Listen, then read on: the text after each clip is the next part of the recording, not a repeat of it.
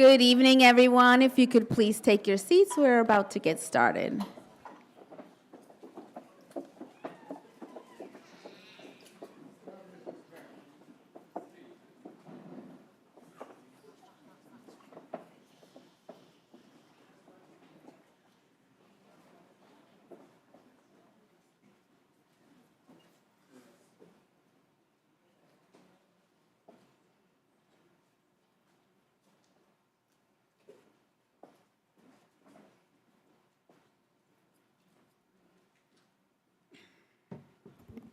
Hello. Hi. I'd like to start by thanking you all for having me. I'm Trey Hamlin.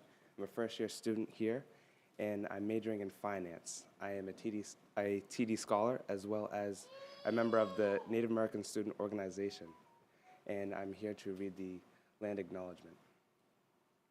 The University of Rhode Island occupies the traditional stomping ground of the Narragansett Nation and the Niantic people. We honor and respect the enduring and continuing relationship between the indigenous people in this land by teaching and learning more about their history and present-day communities, and by becoming stewards of the land we too inhabit. Thank you again.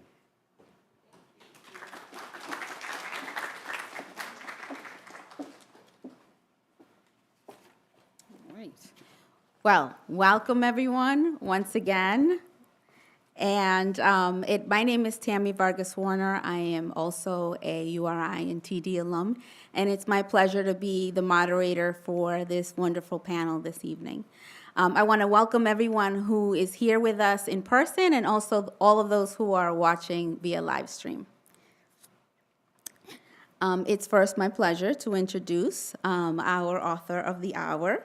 Dr. Domingo Morel is an associate professor of political science and public service at the Wagner Graduate School of Public Service at the New York University. His teaching focuses on racial and ethnic politics, urban politics, education politics, and public policy. Dr. Morel's research explores the ways state policies help expand or diminish political inequality among historically marginalized populations. He has authored multiple books, including Developing Scholars, Race, Politics, and the Pursuit of Higher Education, and Takeover, Race, Education, and American Democracy, which won the W.E.B. Du Bois Distinguished Book Award. He is a URI and Talent Development alum and received his PhD in political science from Brown University. It is my absolute pleasure and honor to introduce distinguished author, my good friend, colleague, and compadre, Dr. Domingo Morel.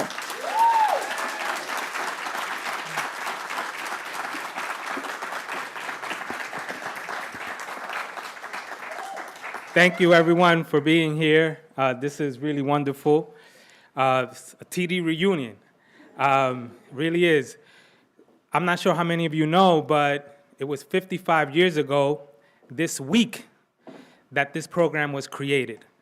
It was created after the uprisings following the assassination of Dr. King on April 4th, 1968. So it's a wonderful time to be together in reunion, in community once again. So before I talk about some of the things that are in the books, I'm just going to speak a little bit about that. I want to talk a little bit about the writing of the book. So this book, the majority of the book was written, researched and written during the pandemic, during the lockdown part of the pandemic. And it was a difficult time for everyone, but it was particularly a difficult time for my family. As many of you know, my brother Pedro was sick in the hospital. He has since passed, but he was sick in the hospital and my family couldn't see him. We couldn't see him. My aunt, who's a very close aunt of mine, passed away here in Rhode Island, and we couldn't come and visit her. My brother Alex, who's in the back, his daughter was born. His first daughter was born, and you know, as we all do with all families, we welcome children, and we couldn't go and see her. And so it was a very difficult time. And one of the things that kept me grounded, kept me going, was doing the research for this book. Waking up every single day, knowing that I was going to learn more about our beautiful history, that I was going to connect with people that I love and have meant so much to me, people like Gerald Williams, Frank and Sharon Folio, who we interviewed via Zoom for this project. I interviewed via Zoom for this project. Many people that I didn't know and really had a chance to meet and interview them for this project. People like Norelis Consuegra, who unfortunately is not here today because her sister Shirley was in a bad car accident last night or yesterday, and so they were planning to be here. Shirley was really excited about being here and couldn't be here, so I'm hoping all the best for her and her family. But I reached out to Norelis multiple times. She worked at the Secretary of State's office, and I needed access to the archives. And as a TD family member, she made that happen, right? And so connecting with these people, doing the work of learning about our program, this beloved program, kept me grounded. It kept me going in a very difficult time.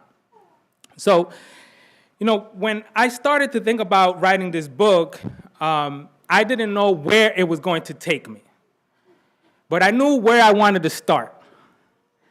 And that place I wanted to start with is with my man, Matthew Buchanan. Not my man, he's my brother, Matt Buchanan.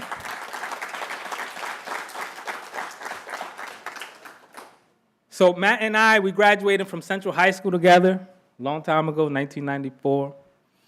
And when we graduated from URI in 1998, the Providence Journal wrote a front-page article about Matt Buchanan. And the article was called "Cruel Fate Was No Match for a Determined URI Student." So Matt, when he was 10 years old, he was shot when he was on the top bunk of his bed right before Christmas. And, a bullet came through his window and nearly took his life. And then, he was able to survive. And right before he started his senior year in high school, his cousin, Douglas, was like a brother to him. He was shot and killed. And so this article was about Matt overcoming all of these challenges and being able to graduate from the University of Rhode Island. And while all of it was true about everything he overcame, all that it took out of him to make this possible, the one thing that I remember back then about the article, and certainly remember now, when I was writing this book, was that the article didn't talk about the talent development program.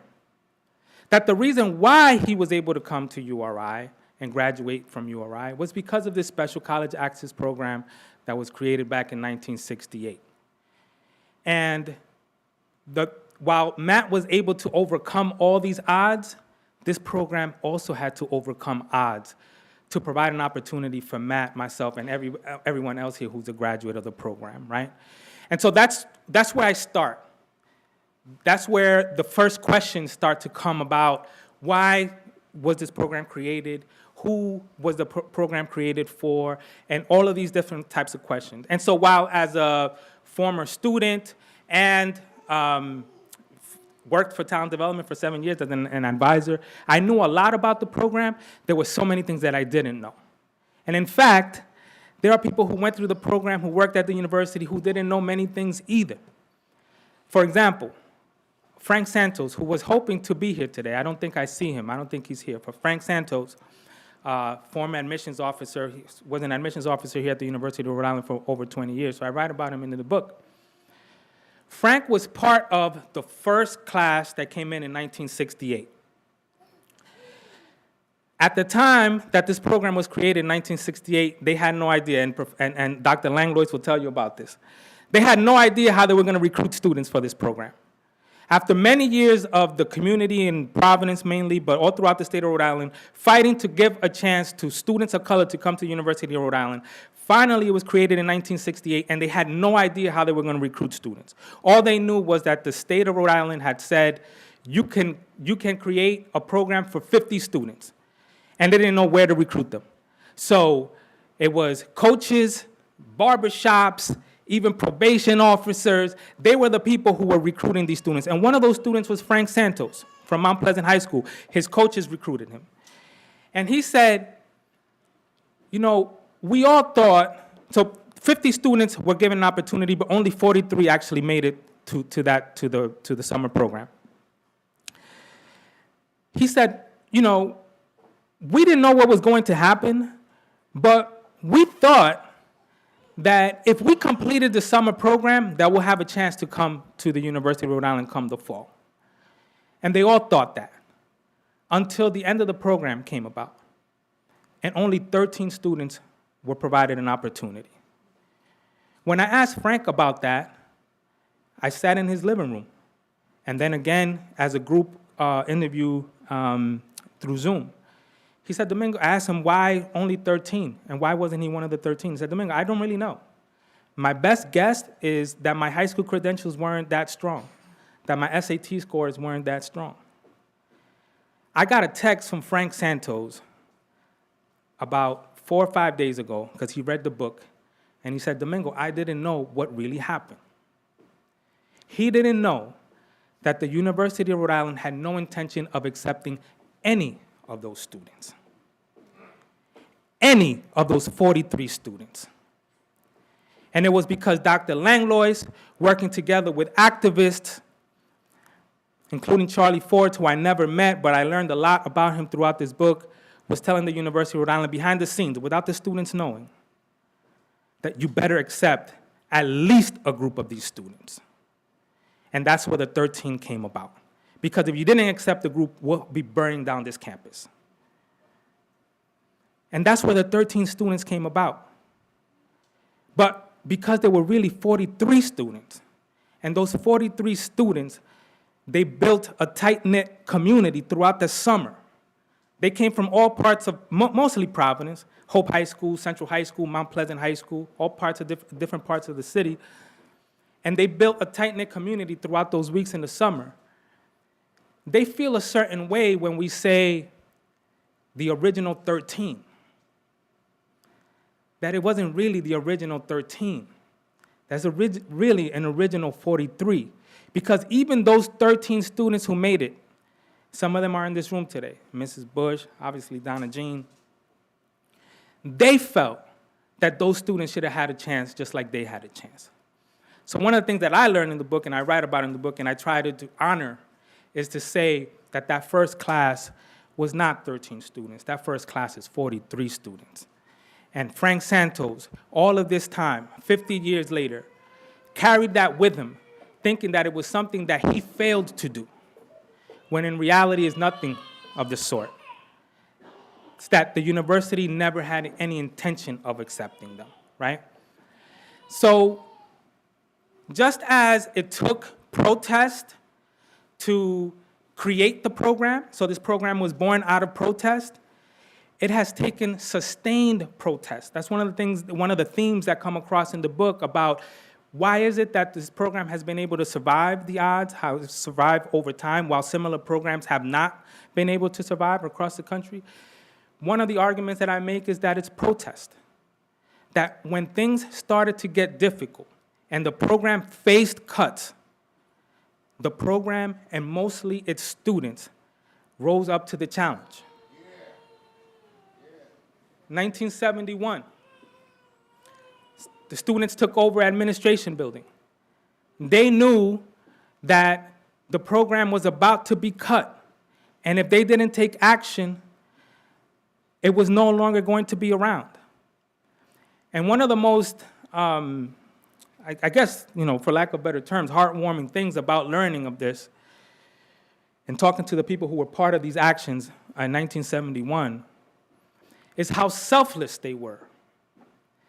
Those students knew that they were probably not going to get kicked out of school, that they were probably going to graduate, but they weren't doing it for themselves. They said, and this is in Providence Journal material as well as throughout my interviews, that if we didn't do something, the pipeline from these students, mostly from Providence, to the University of Rhode Island would be destroyed. And so here are 18, 19, 20-year-old kids fighting for something that they didn't even know. They didn't know us. They don't know that what they did provided an opportunity for all of us to be here today, right? That my daughters, I met my wife here at the University of Rhode Island. She's a talent development student herself. That they wouldn't be here if it wasn't for that. And one story sticks out to me more than any other is about one student, Georgia Machado, who I never met, but I know of her family. And everyone that I interviewed said she was brilliant. Georgia was brilliant. And she was one of the student leaders. And she had lupus. And her friends were worried about her. Because when they took over the administration building, they knew that the cops were going to go in there. And it was state police, University of Rhode Island police, local police, and that somebody who has lupus under stressful conditions can get really sick. And she said, it doesn't matter. This is important for us to do. And so time after time after time, when this program faced threats, students rose to the challenge. 1992, the Black Student Leadership Group, similar activities. 1998, Brothers United for Action, right? So one of the common themes across the time of the talent development program here at the University of Rhode Island is that unlike other programs who face similar threats, the program has been able to survive for many reasons, multiple reasons, but one of the key reasons is the student mobilization, right? And so the program over time has been able to grow. The numbers have grown. The financial aid that students receive, fortunately for all the work that the TD staff and Gerald Williams as director has been able to do, has gone up. But there has been one lingering challenge that talent development program has not been able to address. And that is, over time, talent development students have found it increasingly difficult to get into certain majors. Majors like education, majors like nursing, and other majors. People would like to think, and the scholarship would suggest, that part of the reason why these students are not choosing these majors is basically choice. And in this book, I argue that it's something completely different, and that it's the rise of secondary admissions processes. That over time, getting into these majors has become more difficult. That when the students first came in 1968, if they wanted to be a teacher, if they wanted to study some other program, they automatically got into the program. Now, you need to have a higher GPA requirement to get into these programs, and for education, for instance, you need to have a higher SAT score than regular admissions, particularly students that are coming in through the talent development program. And so it's the emergence of these secondary admissions processes that are presenting a barrier to students of color, particularly students from the talent development program. But my research shows that it's not just the University of Rhode Island. I collected data of every public institution, four-year public institution in this country. And I found that 90% of all public college universities in this country have some GPA requirement in one of these four majors, whether it's business, education, engineering, or nursing, to get into at least one of these, right? So some GPA requirement. About 80% have some GPA requirement of 2.75 or higher to get into one of these programs.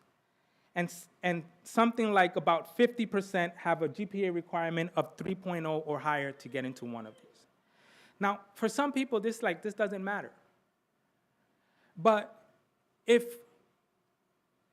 the university is committed to a program like talent development, then it has made a commitment to developing scholars, to saying, you might not have the requirements coming out of high school, but with support, academic, financial, personal, you can be successful.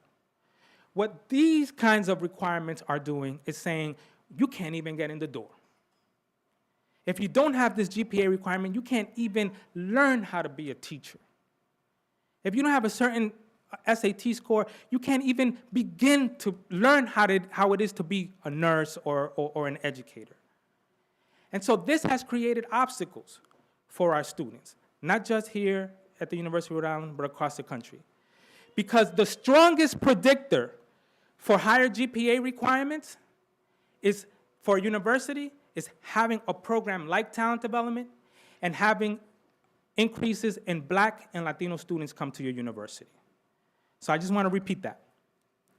As the percentage of Black students, Latino students, and having a program like talent development in your university, as the university has these increases, the GPA requirements to enter these majors increase as well. So what that is telling us is that everything that we have done collectively, and particularly those pioneers, to provide an access for people like, opportunity for people like us to come to the university, that there have been these hidden layers that people don't know about that are preventing our students from really having an opportunity. And so my challenge through this work is to say to the University of Rhode Island and other institutions, and particularly university, because this is our home, University of Rhode Island. The University of Rhode Island has been a pioneer. The talent development program is a pioneer, and it's only because of the University of Rhode Island's commitment to the talent development program that we are here. But we need you to be a pioneer in dismantling what I call these credential cartels, to really create opportunities for students of color, to really be an engine of upward social mobility. And that is, our challenge, I think, for our contemporary moment, right? So I'm gonna leave it at that. I really look forward to the conversation, the panel, and TD Nation.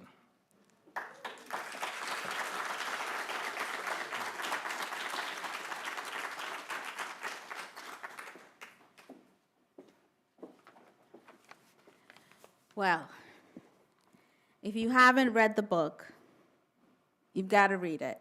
First of all, I was sharing with someone earlier that besides being brilliant, which the book is, it's also an easy read, right? And so you can pick it up and finish it in a day because it's just that easy to follow the story along, and that's just a sign of the great author that Domingo is.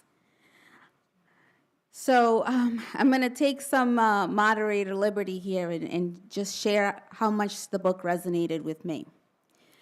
I am a graduate of Central High School, top 10% of my class, right? Joined TD, luckily and gratefully, in '94, along with a lot of my colleagues here, and share some of the very experiences that Domingo talked about in the book. I too had to change my major multiple times, despite being a stellar student coming in. Quickly experienced an environment that wasn't conducive to really bring about my ability and my capacity, and had to change my major multiple times, and feel things in the environment that were difficult, right? But in TD, I found a home. I found wonderful mentors like Sharon, like Frank, and of course, Gerald Williams, who said, cut that noise out. Stay true to you and stay the course. And because of that, it's why I've been able to get to where I am today. So regardless of what was happening, if you look at what I've accomplished, you wouldn't think that someone that has gotten as far as I have, leaving 20 years of state service as the Assistant Commissioner for Post-Secondary Education for the entire state, that I also struggled with these very things. And that I could sit here today and tell you that if it wasn't for TD, not only would I not have graduated, but I wouldn't have even gone to college. Because one thing that's part of my personal narrative that I don't get to share a lot is that if it wasn't for TD, I wouldn't have ever gone to college. Because my senior year in high school, just a few months shy of graduation, it was actually the TD family who had to take me aside after I was accepted in the program to say, hey, something's going on here. We don't have a social security number for you. So we're not sure what's happening, but it looks like you can't go to college. See, no one had ever shared with me that I was an undocumented immigrant as a senior in high school. And so it was my TD family, just a few months shy of graduation, who shared that news with me. And then, of course, my parents. But if it wasn't for TD, I wouldn't be here, because they pulled me aside and said, we don't know what the trouble is here, but we're behind you, and you're going to come to URI one way or the other.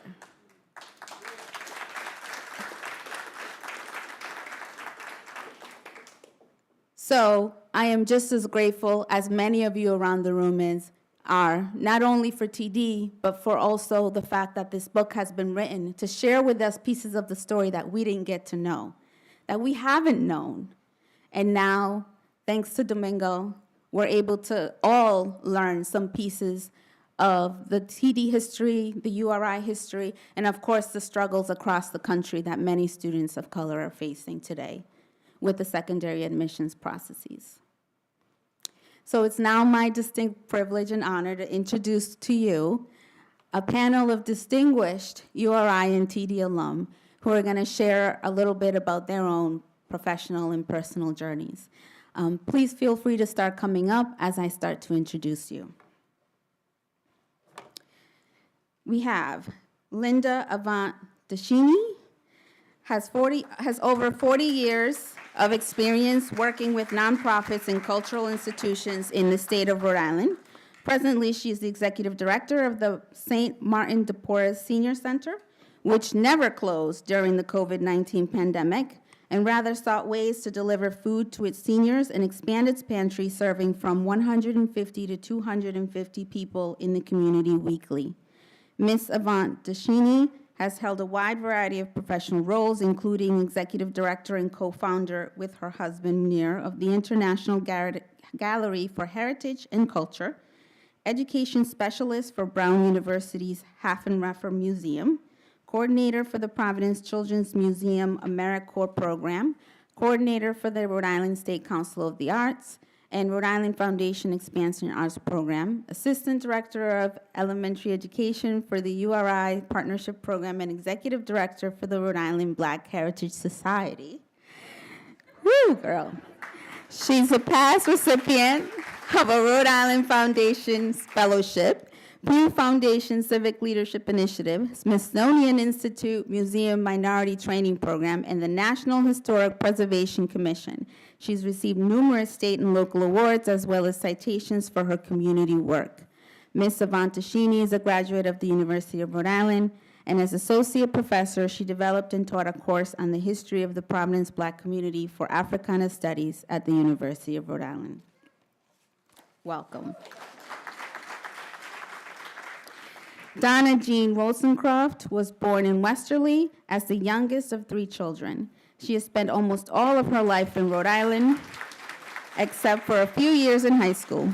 Ms. Rosencroft has had a diverse and accomplished professional career with roles that include working in an advertising agency, the telephone company, and many years as an educator in the Providence School Department before retiring. She's a member of the first class of pre-matriculation students in the Talent Development Program.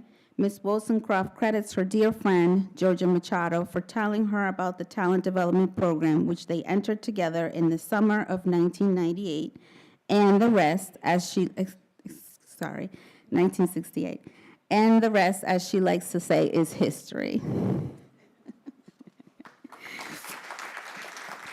Welcome. Matthew J. Buchanan is the principal at Cyril K. Brennan Middle School in Attleboro, Massachusetts. He was born and raised in Providence, Rhode Island, and is a product of the Providence Public School. He grew up in Roger Williams Projects with his parents, Joan and Joseph, 3 older sisters and 1 older brother.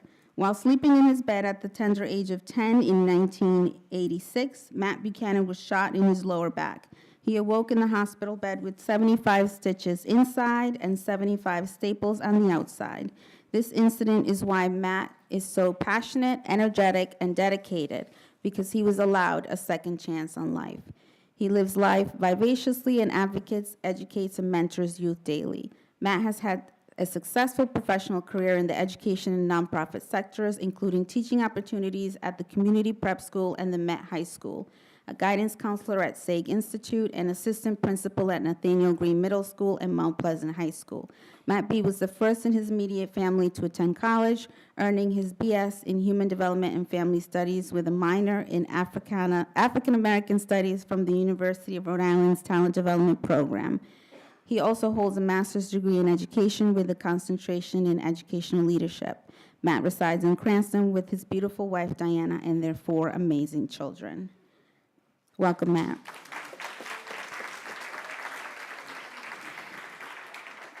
Dr. Caroline Oliveira serves as the inaugural Chief Diversity, Equity, and Inclusion Officer at the Moses Weitzman Health System, Inc. She brings more than 20 years of experience working with and for people from underserved and historically marginalized groups. In her role and position within the C-suite at Moses Weitzman, Caroline works across the organization to support, align, and advance culture with its JEDI vision and strategic goals. Dr. Oliveira is frequently invited to present at national conferences and meetings on a myriad of topics. Prior to Moses Weitzman, Caroline worked in higher education for 18 years as faculty, administrative staff, and executive leadership. Dr. Oliveira is a double alum of the University of Rhode Island and the Talent Development Program. She earned her doctorate in educational leadership from Johnson & Wales University. Welcome. And we have Cristobal Bustos, who is originally from Barranquilla, Colombia. He moved to Rhode Island in his early childhood and later graduated from Cumberland High School. He's currently a sophomore at the University of Rhode Island, pursuing a BA in both film media and communications with a minor in business and digital media. Cristobal is also part of Brothers on a New Direction, an organization at URI that focuses on uniting young men through community service and mentorship. In the fall of 2022, Cristobal released his debut documentary film, Voice Was Heard, for the 30th anniversary of the Black student leadership group Taft Hall Takeover. Welcome, Cristobal. So we have a few questions for the panelists. The first question will be done for each one, and there's a mic that will be going around for you all to share.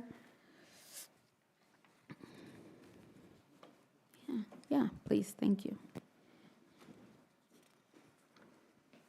All right. So we will just have brief answers from each of the panelists for the questions to make sure that we have some time at the end for some Q&A.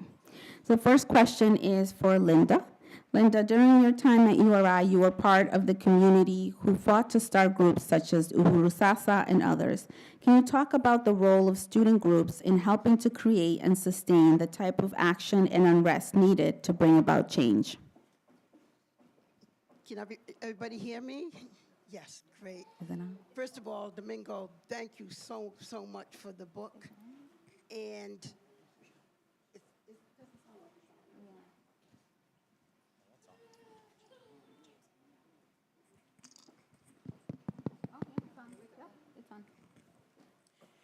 And when the administration building was taken over in '71, I think you talked about in the book how when many of us went through pre-matriculation, we were not accepted at URI. So my class, which was in 1970, a third of us, not even a third of us, maybe more than a third of us went to Rhode Island Junior College. Some went to Rhode Island College, and some went to URI. But when we took over the administration, when they took over the administration building, the call went out, and within hours, everybody was on campus from all the other colleges. And it was at that time we made the demands on President Baum, who was very stubborn about making change here on campus. But one of the things we got was Yahuwah Sasa, which many of you might know means freedom now in Swahili. And the other things we fought for was, of course, a Black Studies program, increase of faculty, staff, and it made tremendous change for us. In '72, because Mr. D and Rev promised if I did well at CCRI, I could transfer over here. I transferred to URI. And I don't want to take up too much time, but I'll talk about other things later. Thank you. That was Thank you. that was an excellent tie to, what Dr. Morel wrote in the book about the importance of student groups and how they have really paved the way in making sure that these kinds of programs survive. Thank you for that. Donna Jean, you have been a longtime community advocate and educator, particularly in Providence schools. Can you share some thoughts on the impact that programs like talent development can have on providing access to aspiring educators and education leaders of color? Yes, I've taught in Providence for 31 years, but I'm elementary ed. But in the summertime, I taught in the higher grade levels. So that's where I got to spread the word, make sure you go to one of the talent development programs. Even at the lower level, one of my students was here, or is here, and I always said you can go to college. It's something that can happen. I graduated from Trumbull High School in Trumbull, Connecticut. I had also gone to East Providence High School. Back then, 1964, they would tell you if you're colored, that was the term used, to take a business class or a home ec class, not a college class. My grandmother, God bless her soul, would say, tell them to mind their business because they don't know how we're going to pay for it, but some way we'll get you there.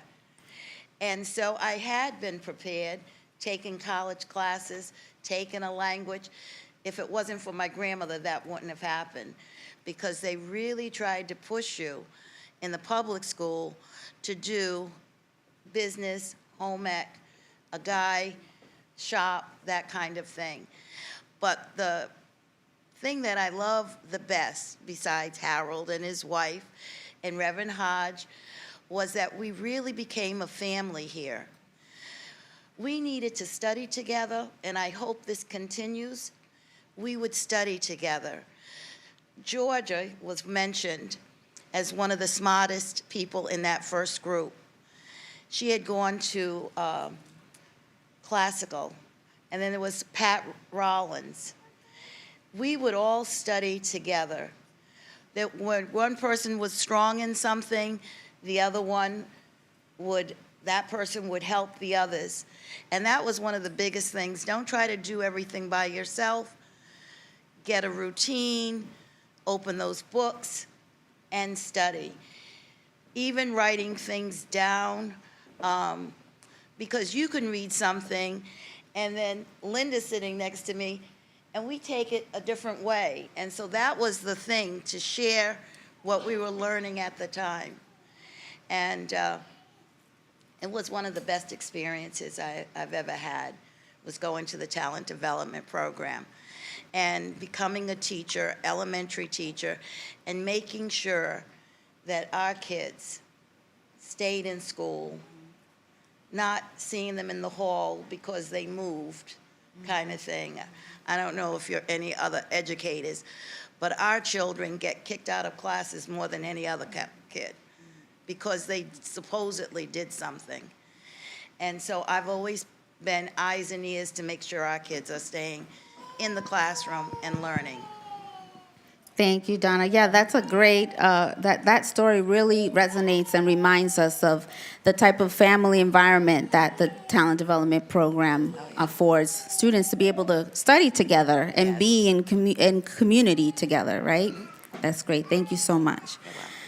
Matt B., you also spent many years in the Providence school system as both an educator and a school leader.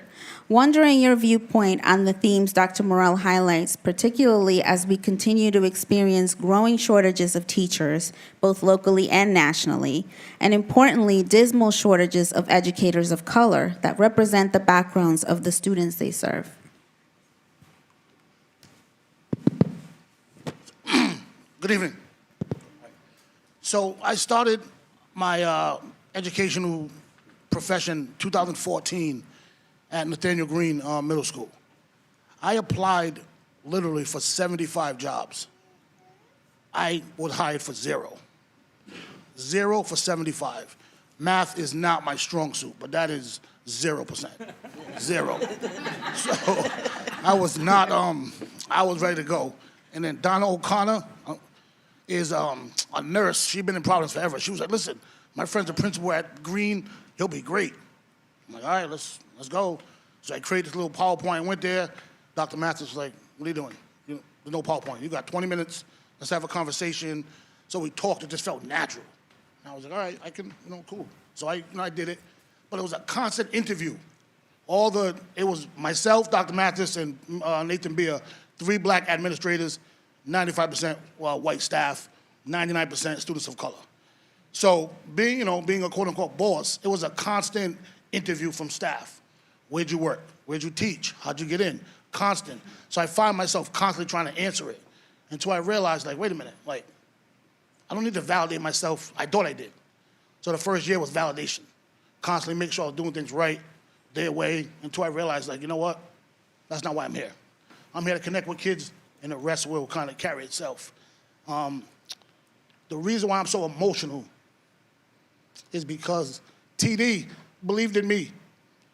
I didn't believe in myself. They accepted me, allowed me to come to this campus, and I wasn't ready. I was not ready for the silence, for the squirrels, for the raccoons, nothing. And in TD, it's all black and brown TD in the summer. I took my first educational class and felt like I had to speak for the entire race. I wasn't ready.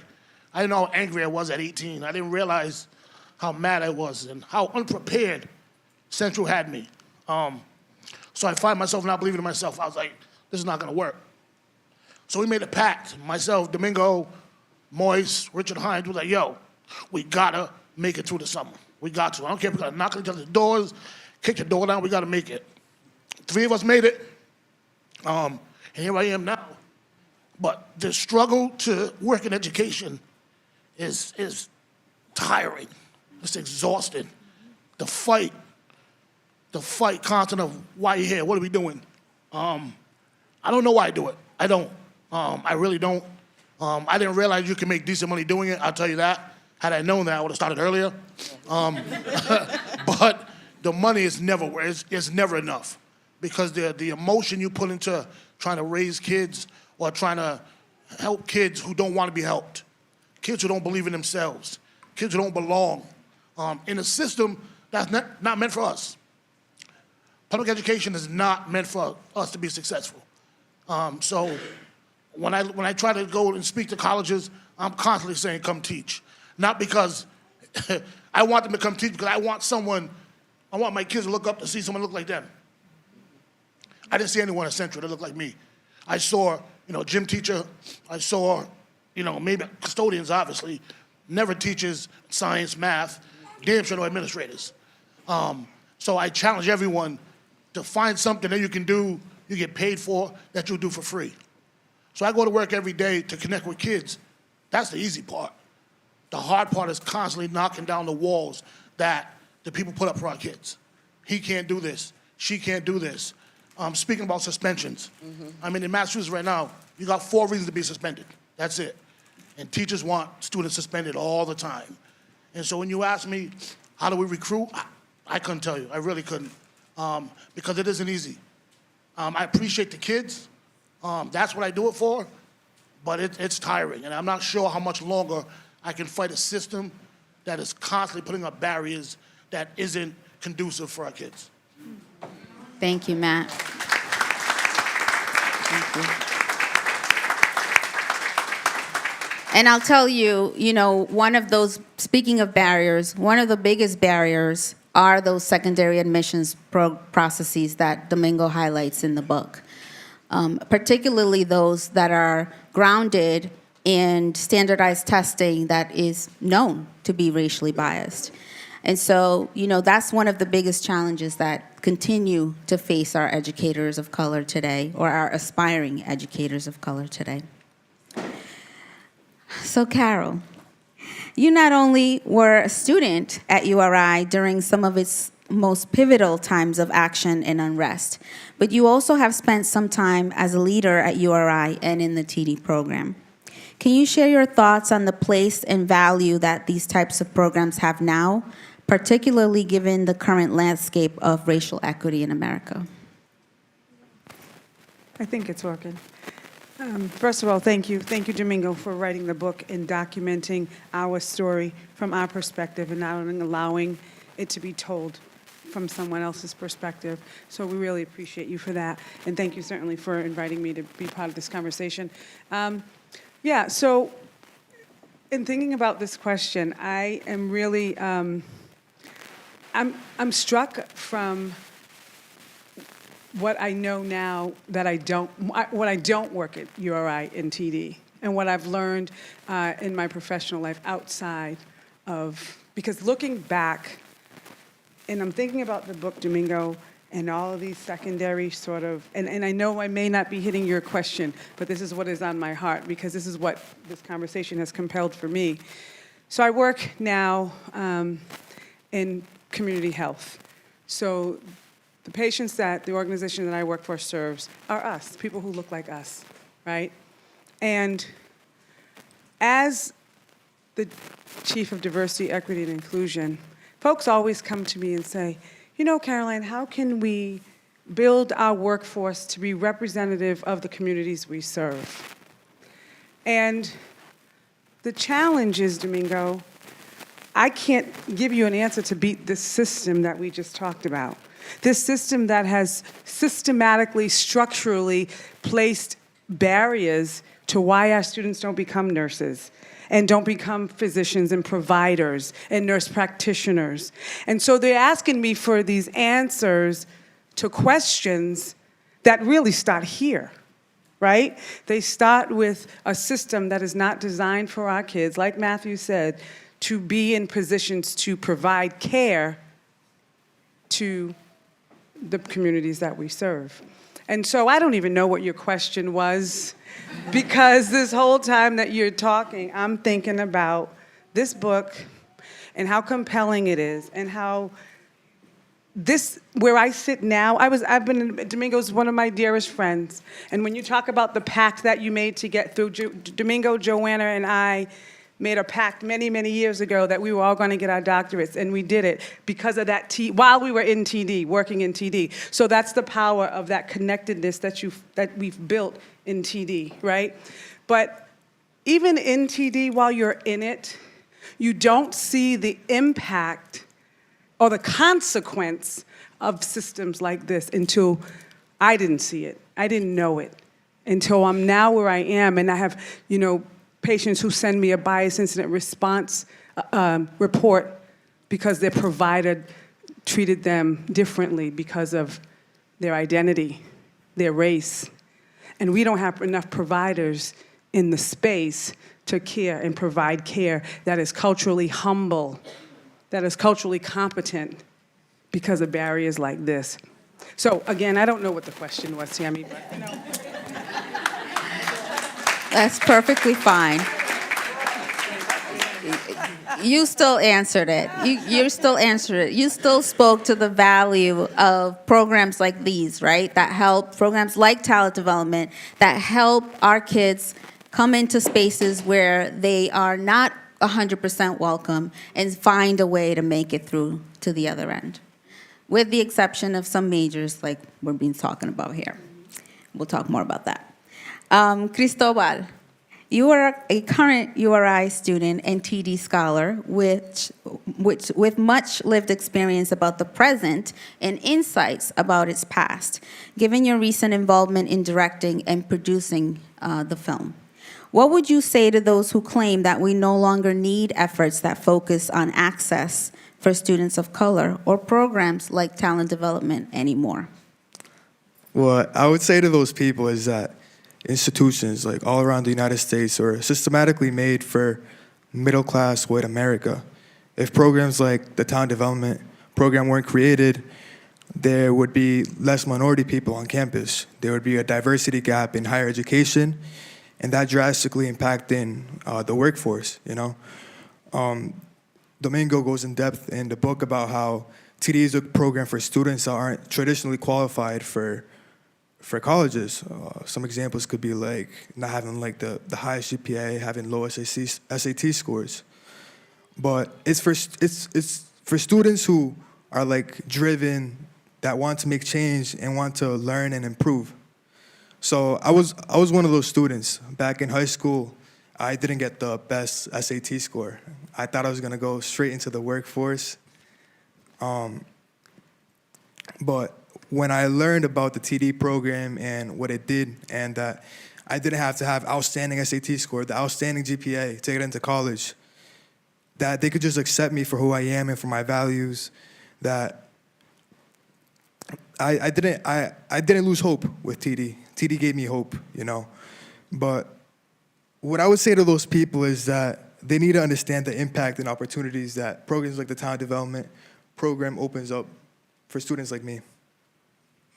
Thank you.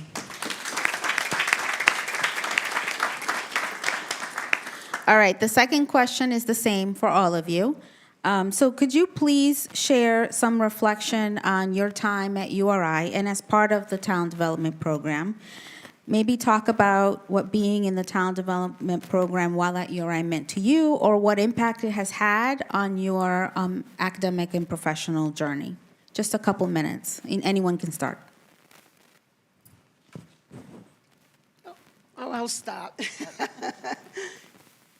I think it was Donna Jean who mentioned about being in school, and at that time, if you were a person of color, especially if you were female, they would say, get into homemaking, take a little business courses, learn typing, and you can get a job when you get out of high school. They never told you could maybe go to college if you took certain courses. And I was a kid in high school who was on newspaper clubs and Shakespeare clubs and all these other things, but I wasn't in a college prep program. And so it was my last year that one guidance counselor said to me, why did you take those other classes? You should have been in a college prep. And I always had that urge that I wanted to go to college. And then I met, and I'm going back to your book, I knew Charlie Forts. He lived across the street from me. He's a cousin. And I would always say to Charlie, I wish I always wanted to go to school, whether it was Rhode Island Junior College, or, but I wanted to further my education.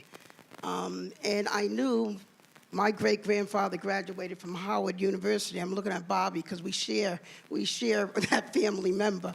And I was like, maybe, he said, I know a person you should talk to. And he said, you should go visit Cliff Montero. And Cliff Montero, another family member, he said he knows about a program and they're recruiting students for talent development. And so through that, Cliff said, there's a meeting that they're going to have on Cranston Street and you should be there. Reverend Hodge is going to be there and he's recruiting students. And so when I went, I happened to be married, and I told Reverend Hodge I wanted to go to college, but I was married. I'd been married a year. And he said, well, we stopped accepting any married students. We just had, we didn't have luck with the students. We had a hard time, so we're not accepting anybody. And I said, oh, but if you accept me, it'll be different. I promise I'm going to work hard. I really want to go to college. And I told him about some of my history and stuff. And finally, he sat with Mr. D, and he said, you know what? We'll let you go into TD under one condition. And I said, really, you're gonna let me go? And he said, yeah, but you have to be like any other student. You have to live on campus. And he said, you can go home on the weekends, but you gotta live on campus. And I did that. And I see Sharon and Frank laughing. It was tough for a lot of us students, but we did it. But, you mentioned those people in the community, the Charlie Forts, the Cliff Monteros, Mike Van Leesten also, who fought to make sure many of us heard about this program, and many of us found out ways to, get involved with the program. When I got on campus, I was always very, very active. whether it's with forming Huasasa House. We also had a newspaper that I noticed that wasn't covered in there, but it was called Black Gold. And the Black Gold newspaper was just as big as, if anybody remembers, the Providence American. That's how large it was, and we distributed it around the state. Valerie Southern was instrumental in doing that. And then we also, she had a radio station too. And from there, we also found out, career counseling didn't have anything for students of color. We were thinking about graduate school, maybe black colleges, universities. So we decided to go to the vice president and write a proposal, and we ended up going down to Howard University, and we brought back suitcases filled with all the catalogs from black colleges and all the information we could get, and gave it to career counseling to update their information. Wow. So we were constantly active, but when you mentioned those names, I was like, oh my gosh, they were the movers and shakers on campus. And the one thing I want to stress before I kind of ramble on is that Mr. D and the Rev, and I know how you did it too, we formed a family on campus, and this was our extended family.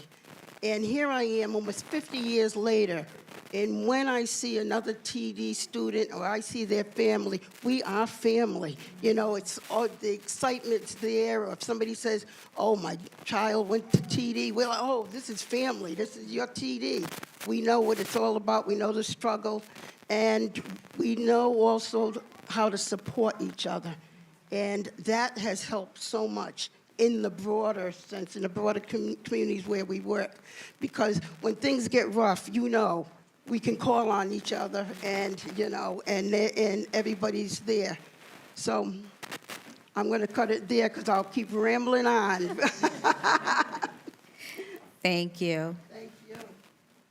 Anyone else? Just share what talent development has meant for you. For me, I'm from the projects. Campus was everything. I hated going home. Hated it. I was like, going home. I came here. It was food. It was drinks. It was no one telling you to wake up. It was perfect. But I remember taking the bus every weekend with my basket full of clothes and come back and people was driving. I took the bus. But when I made it through, the culture shock was real. And I went to Roger Williams at Central High School, where it was all black and brown kids. TD summer, all black and brown. I come to campus and I'm like, where the hell are all the black and brown people? And so I struggled a lot, struggled with being poor. I thought everyone was poor. I didn't realize there was black, brown people that actually had money until I came to URI, because all I knew was poor black and brown folks. So I took the bus home on the weekend, would get my hair cut, and come right back on campus. Unless campus was closed, I was on campus. It was nothing like it for me. But what I realized when I went back to the hood, or to the projects, it was a different look. People looked at me differently, like, oh. They protected me more, like, hold on, well, leave him alone, he's good, he's not about that. So they protect me, open up a circle, let me walk in, let me walk back, because they knew what the project was, they knew what campus was. So TD for me was everything. Wasn't nothing about TD I hated. I remember G coming to Central High School, recruiting. I'm like, who the hell is this? He constant, like loud, young. I'm like, who is this dude? But then I knew when I got in and G came and talked, when G talked, at least, now at 46, I'm not as intimidated. But at 18, 19, when G talked, I was like, holy who that? And so if he said, yo, we got to run through that wall, I was running through the wall. Because I knew the opportunity I had. My parents didn't have it. At the time, no one I knew had it. None of the projects had it. But I knew that I was trying to do something that others couldn't do. I was trying to break the mold and go from project to principal. Mm-hmm. And I can say it right now and say I went from project to principal and still got a lot of growing up to do. And TD, there's nothing I can speak negative about TD. Not the summer, not the long-ass tutoring, not the 8 o'clock in the morning class on top of the campus, like nothing. Because for me, TD was life, literally. Every time I step back on this campus, I get the same butterflies, same nostalgic. And in 1997, when I was my senior year, I was working on the furniture crew. Me and my boys, the best job ever, like moving furniture. You know, it was TD summer, so obviously we was, you know, checking out all the ladies. And lo and behold, second day at campus, we're walking to a Beach Boys concert. Me and my boys had a couple of, you know, adult bevs, but we were walking to the Beach Boys concert. Saw a group of young ladies, we kind of stopped, and me being, you know, loud and stuttering and screaming, met this young lady. I asked her her name, I didn't let her answer, then I started just talking, and I probably stalked her all summer, but here we are 25 years later. Having 4 kids. So, for me, TD is really life. And so, lastly, our son graduated from URI last year. Didn't get into TD, which is a good thing. But got into TD, had the support though. Meaning he got in regular admission, but G still held him down. He still was able to go to TD because in engineering and computer science that we talked about, not many look like him. And so he needed that safe haven to go over there and say, you know what, this engineering class is really pissing me off. I need someone that looks like me that can understand my struggle. So for me, TD is life. Thank you. Thank you. So for me, like everyone else, TD is family, right? TD is family. It's like the best fraternity sorority together, right? No matter where you go in the world, you'll meet somebody who's from TD. So my story started that, well, let me take you back a little bit. I'm one of 6 children, and I grew up in a home where advocacy and what we now call social justice, that was the baseline of my upbringing. When, as a child, if you came in the house and you said, hey, Dad, you know, so-and-so was really being mistreated or they were bullying, the answer was always met with, well, what did you do? Right? Well, what did you do? So those seeds of advocacy were really planted really, really early. Okay, so Sharon, this is the part where I get you. When I was in high school, my freshman year in high school, my sister and I, my only sister, and I were in a car accident, and my sister passed on the spot. And so I had to take a lot of time out of high school that year, obviously to heal. I was in the car as well. So when I graduated, I never failed anything in high school, but I didn't have enough math credits to come to URI. So in comes Frank Forleo, and he does a presentation at Hope High School, where I was a student, and he talks about the talent development program. My brother had gone to TD, my older brother Keith. And so I knew about TD, but I didn't really know about TD. So I went into, Frank, what was it called? Thank you. I went to college readiness, and that was my first sort of experience with TD. And it was in Providence, so it was before the summer and all of that.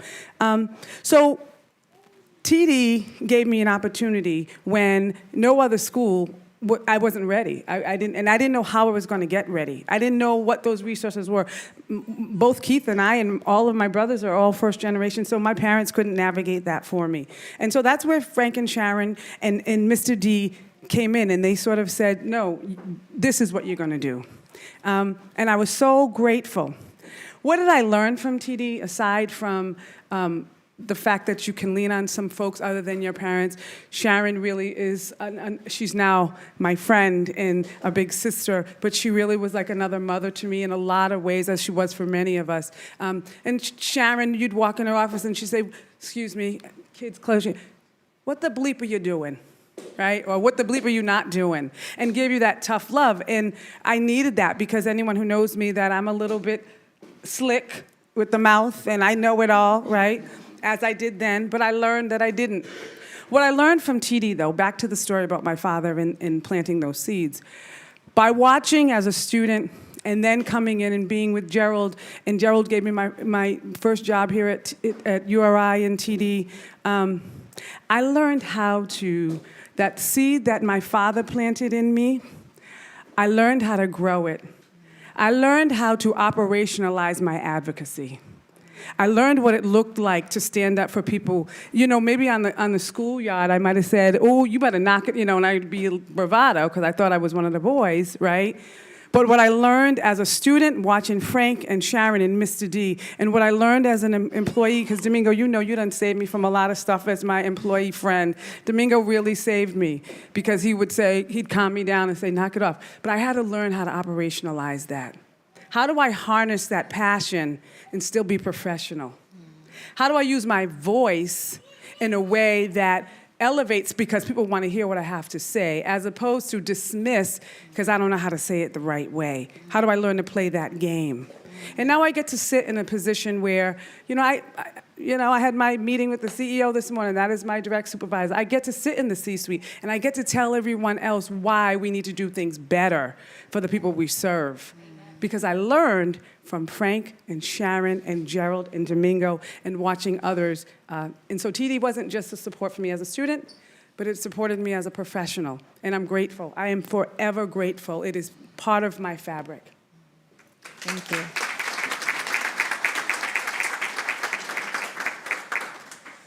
So TD has been everything for me. Like, it's been provided me with so many resources, even like when I got here from campus. I'm originally from Cumberland, Rhode Island. I went to Cumberland High School, not really diverse. So I didn't really hear about the TD program through my school, but through some of my friends in Pawtucket.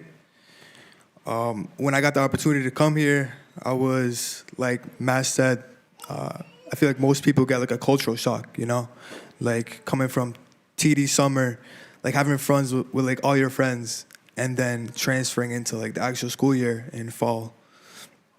But yeah, I had like that cultural shock, and I didn't really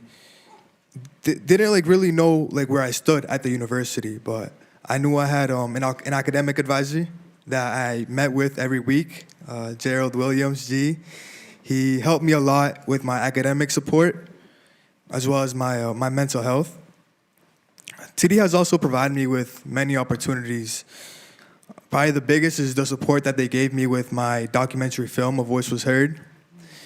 They let me use Taft Hall for my first interview with Malcolm Anderson over the summer.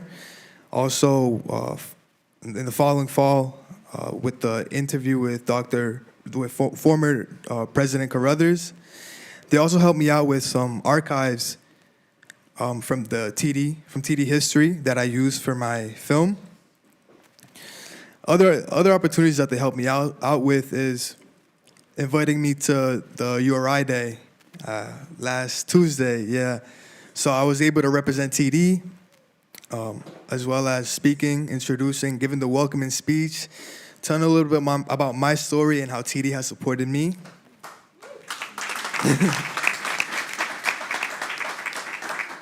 So yeah, TD has been really, really important to me, and they support me a lot.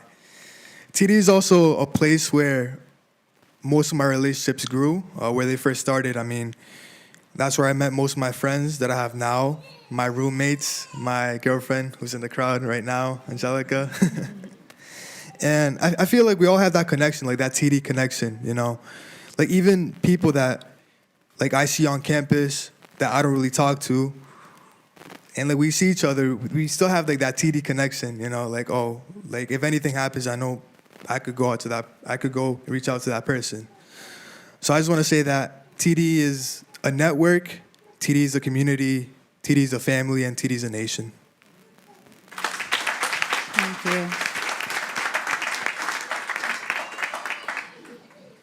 Anyone else?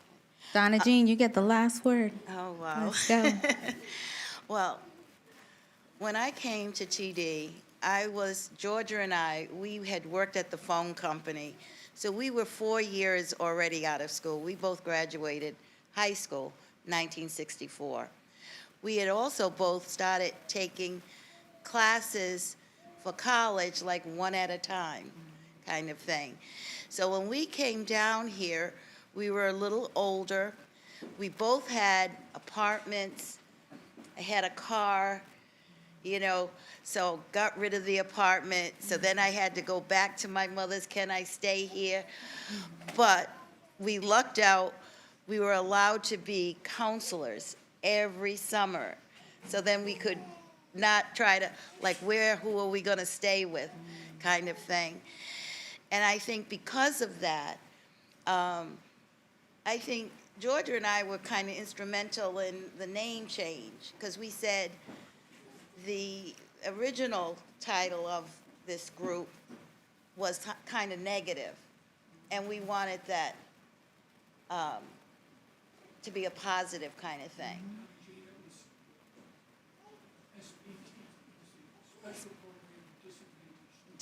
Disadvantage, yeah, it's in the book, you know, and that was such a negative name. The other thing is we tried to get some social things going, and we'd have bus trips. And one of the things, we went to Blackstone Street and Blackstone Boulevard. And then we contacted Harold here and said, that was not a good one. You went by my father's house for Blackstone Street, and I didn't know it was that bad, you know, because that was supposed to represent what you don't get to have. And then we went by Judge Wiley's, who had a maid, his house for what happens when you make it, kind of thing. And that was a shock to all of us. So we tried to work on things like that right in the talent development program. I lived in the country. I wasn't ghetto, you know, like from, no, I'm not saying it was the ghetto, but what people thought. Because, I mean, I taught right in South Providence, you know, at Flynn School. Like I said, the house that we went by was my father's house, kind of thing. But I came from a house that was divided. My father was the city, my mother was the country, you know. So I said I was born in Westerly. I lived in Charlestown, Rhode Island. We were still poor, but you don't know that you're poor when you have food growing out in the backyard, kind of thing. You don't have that same kind of feeling. And Georgia was my best friend, and she used to always tell me, well, you weren't really poor. You had sheets, you lived in a house. It wasn't our house, it was a relative's house, but we lived in that house. We were caretakers of the house. You know, so it was a whole different thing. And when one of the English teachers said something very racist to me, because I had my hair wrapped up, you know, with the scarf. Well, why are you going around like that? And I was trying to be, you know, I said, I just didn't have a chance to comb out my afro. And he was like picking on us. Why did you move so much? Well, my mother and father broke up. Were you dodging welfare? That was said to me right here on this campus. Wow. I said, isn't welfare giving you stuff? Why would you dodge it? You know, like I didn't know what he was talking about. But the whole thing was that I felt like wanted, respected. We worked hard. I loved being here every summer as a counselor. I loved being able to make my goal. I always, as a little kid, said I wanted to be a teacher and played teacher as a little kid with my dolls. So my dream came true. It really did. And thank you, Harold. Thank you. And Reverend Hodge and all those. It was Mickey Wills was the recruiter. You know, I mean, so I heard you say, how many years? Well, I'm the first class, so I'm like the 76-year-old that has been in here for so long. You know. And congratulations to you. Yes. All right. Well, thank you very much for sharing those thoughts. This was a great conversation here amongst friends. This has been like a homecoming for us and for many of the folks in the audience as well. So thank you so much. We do have a few minutes for question and answers. So if anyone has a question, there are some microphones available to go around for questions. We have a hand here and one in the back. Okay. I'm Richard Brown. I heard about TD a couple of days ago from one of my friends that he's doing the same class with me. So my question to TD executive is, I traveled here as a refugee from Liberia, and I left my country at the age of 4 or 5 and spent the rest of the time in exile in Ivory Coast.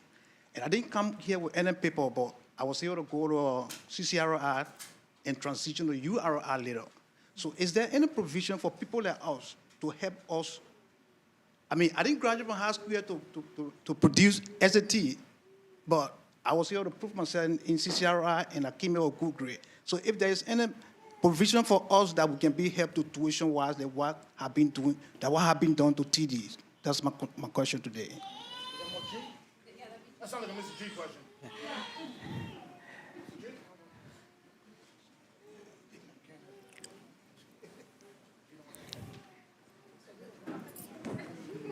What's up, G?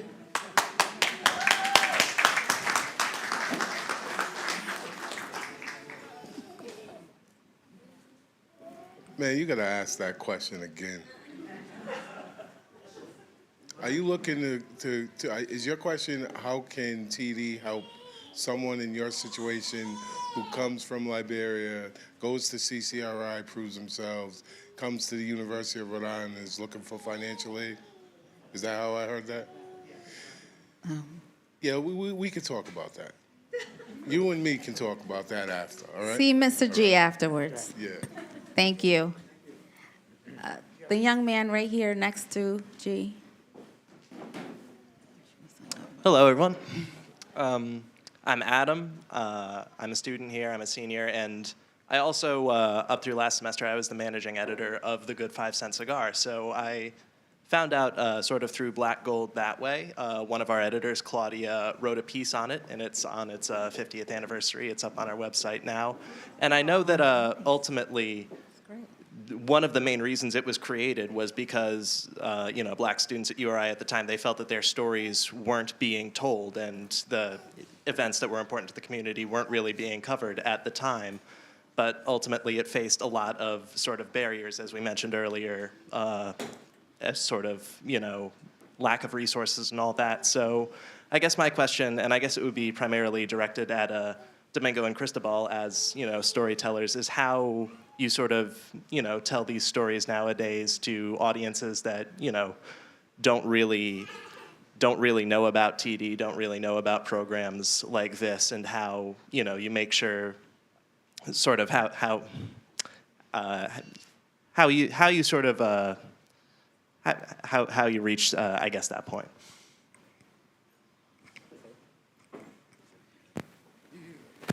So thanks for the question.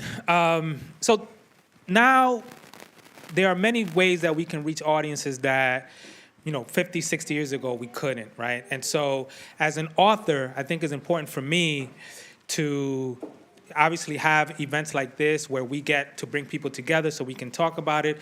Right now it's being live streamed, so people on YouTube are watching it. It's going to be recorded, right, so that people can go on and watch it anytime they want to. But beyond today's event, I have to make sure that I'm scheduling time to speak to different podcasts, right? That I am reaching out to my university to make sure that the media people there know about the work that I'm doing so that they can reach out to other media outlets, whether it's, New York Times and so forth, right? So one example from my previous book on state takeovers, it's called Takeover. The Houston Public School District was just taken over about 2 weeks ago, one of the largest school districts in the country. And because I had gotten my work out there, told the story about the importance of this policy, I was reached out by so much media, right? So whether it's CNN, NBC, ABC, and so forth. So it's important that we produce the material, document the material, right? But that we have to be active in putting that work out there so that others know about it. Because, if we just write the book, people are not going to just pick up the book. We have to be very active in getting the word out there. So that's one of the things some of the things that I do. Like Domingo said, it's really important documenting history. With my directing and producing the documentary film A Voice Was Heard, it was a lot. When I first started, I didn't know much about the BSLG and the whole history that happened in '92. Reading Domingo's book, I got to learn about the history from '72, the protests that happened before that, and the importance of having like creative people like me and Domingo, like making books, making documentaries, is reaching like a larger audience, you know? Like when I first learned about the quote up on the library, it's just only like a few people know about that. Like every day people walked past the library because the quote is taken down now, and like didn't know the history behind it. Every time that I walk past it, it reminded me of like the history, like the stuff that I learned about stuff.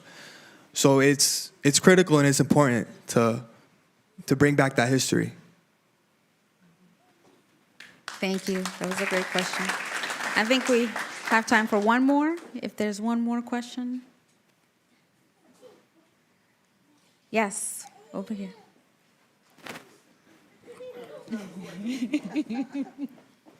It's not a question, it's more of a, I'm Mr. Joseph P. Buchanan, I'm Matt B's father. Woo. I would just like to thank URI and Talent Development for creating all these great people. I know Domingo, he's like my son. And all the rest of these guys in here that I hang with my son and Domingo are my sons. And I'd like to say that they're great spokespeople, they're committed, they give their heart, their soul, their families, and they are fighters. I'm just glad that they're fighting the way they fight, and not the way that I fight. I'm just glad that they're eloquent, educated, young, black and brown men that know how to serve and speak to our community, because I know how to fight with it. They know how to speak to it. And God bless all of you. Thank you. Thank you. Thank you.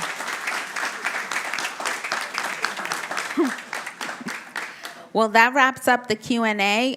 Before we move on, let's please give Dr. Morel and our panelists another hand, please.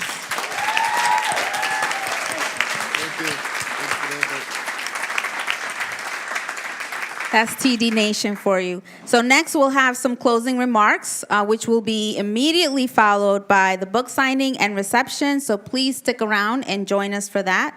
I want to thank you all again for coming out. And next I'd like to introduce, it is my pleasure to introduce also my advisor, one of the reasons I made it through, Mr. Gerald Williams, Director of the Talent Development Program, for closing remarks.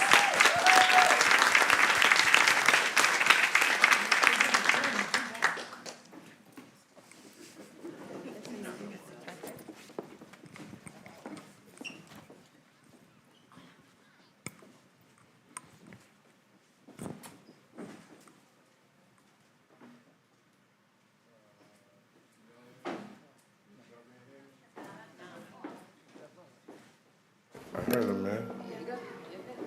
Let's back that up. Can y'all hear me? Yes.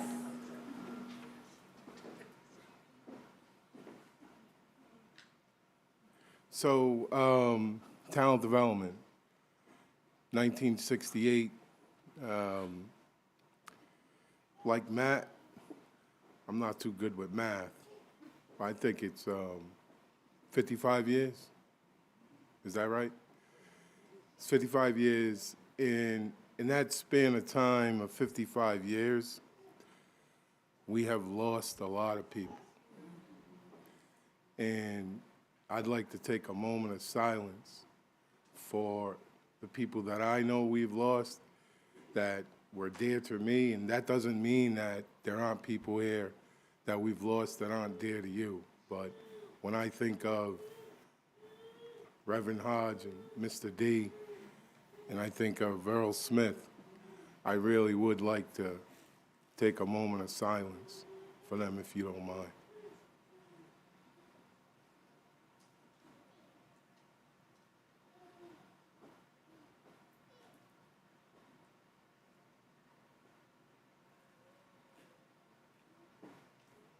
I appreciate that. I can only say that I am actually humbled to stand here before you as the Director of Talent Development. I've been humbled for the past 26 years to serve as the Director of Talent Development. I've never been a person to say that I lead talent development, but to say that I've served talent development. And so, with that said, I'd be remiss if I didn't thank Harold Langlois, Reverend Hodge, and Mr. DeMeo for all that they have done in 1968 to put the program together and for the program that still exists today. So I thank you. I want to seriously thank the panelists who took the time out of their busy schedule to reflect on the book that Domingo wrote.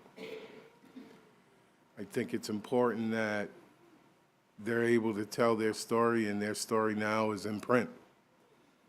And that's something that we dreamed about for many years, and Domingo's brought that to reality.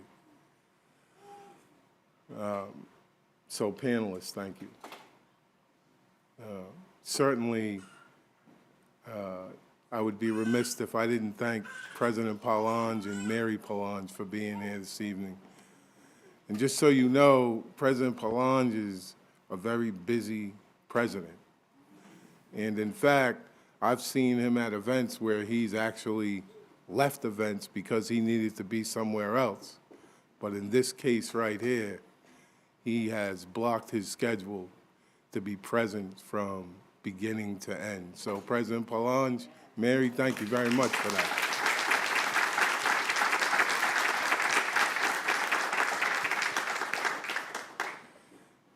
And last and most important, my man Domingo.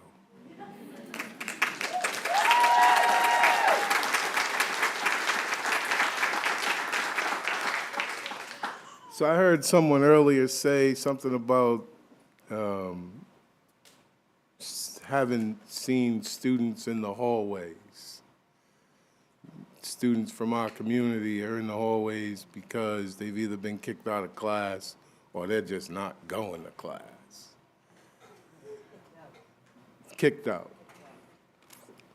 And so I don't know if he was kicked out, but the very first time I met Domingo, Domingo was in the hallway in Central High School, walking around aimlessly so, and I said, man, what are you doing in the hallway?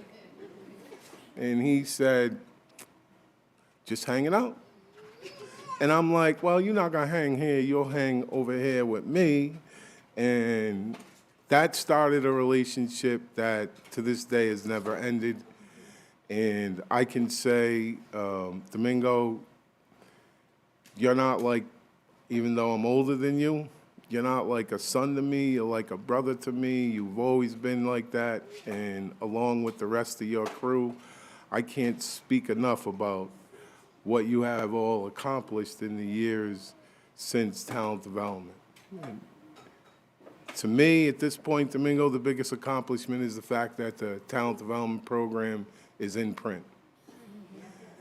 And that's something that no one can take from us.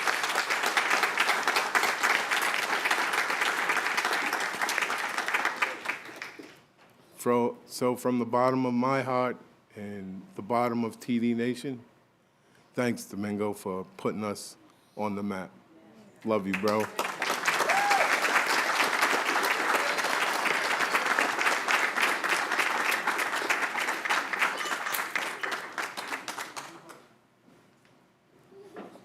Thank you again, everyone, for coming out tonight. Thank you again to Dr. Morel and the panelists, for all of you, for TD Nation, and of course, President Parlange and Mrs. Parlange. Thank you for coming out tonight.